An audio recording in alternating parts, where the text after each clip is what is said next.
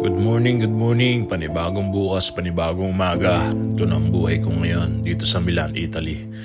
Ako nga pala yung maglilinis muna, bawalis-walis dito sa inuupahan namin bahay. Lagi tayong magpapasalamat sa Panginoon Diyos sa lahat ng mga biyayang binibigay sa atin. Sa bawat pagsubok na dinadaanan natin, kailangan natin lampasan. Iba rin pag may pananalig ka sa Panginoon Diyos, lahat ng mga sakripisyo at paghihirap mo ay masusuklian ng mga magagandang blessings sa Panginoong Diyos. In Jesus' name. Ito nga pala, sa bago namin nilipatan, ako'y naglinis ng banyo.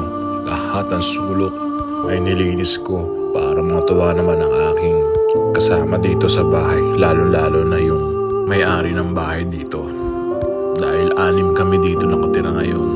3 kwarto, yung isa sa may-ari, yung isa doon sa mag-ina. Lahat ito ay puro mga Ilocano, mga taga-Ilocos, mga kababayan ni Mrs. Ako lang isang Batanggenyo dito, ang bubuk, tanging, gwapo. Kaway-kaway naman dyan sa mga taga-Batanggenyo. Shoutout nga pala sa mga taga-Ataal, Batangas, Tatlong Maria, lalo-lalo na sa kanalakayhan ko sa Dasmariñas, Cavite, Lorenzo Ruiz Dos. Tapos ko nga pala, malinis ang lahat. Ito namang shower, tanggal ko lahat ng mga kalkare. Ganito dito sa Milan, Italy, pag ikay nangungupahan at bed spacer ka, naka-schedule ang paglilinis ng inyo ng bahay. Lahat kayo niyan, 6 kayo. Depende na lang pag may senyorang isa. Senyora kung tawagin alam nyo na, kayo naman na. At yan, kakunti na lang, nililinis ko na. Pagkatapos nga nito, pupunta ako ng duo mo para magpadala ng pera. Padalan ko nga pala ang aking tatay, aking nanay.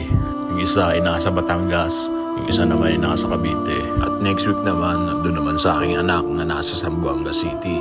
At yan, malinis na. Pumunta nga pala ako ng duo mo.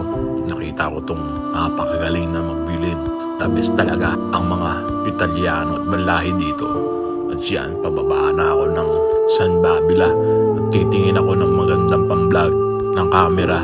At napadaan nga pala ako dito sa dami ng kalapate. Nga pala, kalapate na to, simula nang tinayo itong simbahan na to, almost dekada na. Ito na ang mga nabubungad na mga kalapate. Sobrang ganda pag aray lumipad. Talagang nakaka-amaze.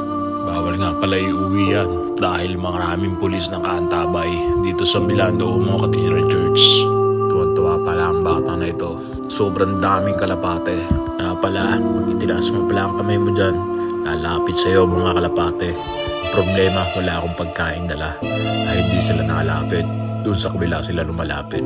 Napakaganda talaga dito sa Milan, Italy. Lalo-lalo na dito sa simbahan ng Cathedral Church. Lalo na pag pinuntahan nyo pa yung toro doon sa may gilid niyan, iikot ka ng 3 beses. Nagmimilagro yung lahat ng wish mo ay matutupad.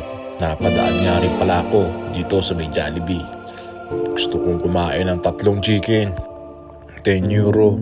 Nga pala, ang chicken joy dito, 3 piraso, 1 kanin. Napakasarap talaga. Wow na wow sa sarap ang chicken joy. Wow.